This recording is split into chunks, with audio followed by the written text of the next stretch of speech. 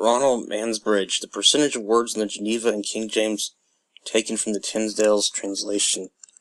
During the Tyndale questionnaire year, we were told repeatedly and rightly that most of the language of the King James version of the Bible was taken without acknowledgement from William Tyndale translation.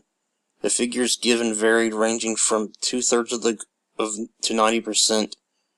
David Daniel, the leading authority of Tyndale, started the 9/10 of the New Testament in the King James Version in Tyndale's. A new encyclopedia recently published stated that about 20% of the text of the authorized King James Version shows the influence of Tyndale. We can suppose that this was just a misprint rather than an editorial error in writing to the editor to suggest a correction. I thought I would try to establish the actual percentage. At the same time, I decided to try to measure the amount of Tyndale work used by the translators of the Geneva version, about which we had heard less. The Geneva version, first printed in 1566, went through at least 140 printings. It was the Bible that Shakespeare read. It was a version in common use at the time that King James men understood a revision. My figures indicate that the Geneva version followed Tyndale even more closely than the King James version. It is possible to calculate the percentage in different ways without making any significant difference to this result. I followed the simple procedure of coming to the total number of words and non-representative chapters, first in Geneva, then in King James, then counting how many of these words were taken from Tyndale's translation. The resulting figures are as follows.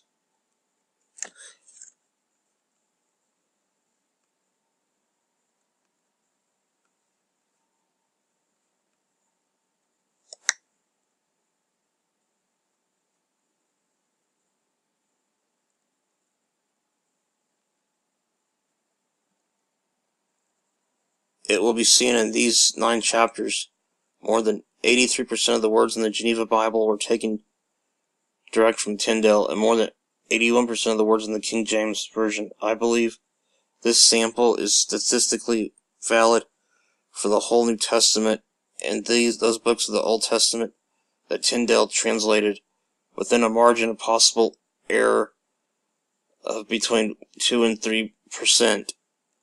As a matter of interest, I have set down the Beatitudes in these 3 versions.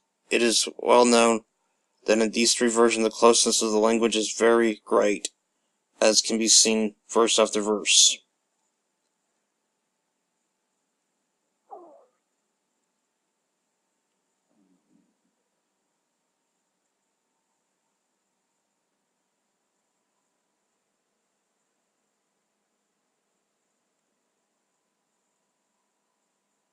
Most of the difference between the versions are inconsequential.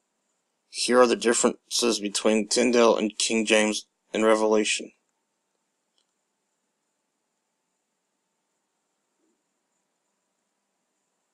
These are indeed significant differences elsewhere, such as Tyndale use of older minister, not priest, repent, not do penance, and congregation, not church. Such usages have doctrinal importances and were held against Tyndale, but this is not the place to consider their implication here. I have concerned merely with the modest aim of establishing the percentage of Tyndale words that were used by his successors. It seems reasonable to me to use the book as a rough figure.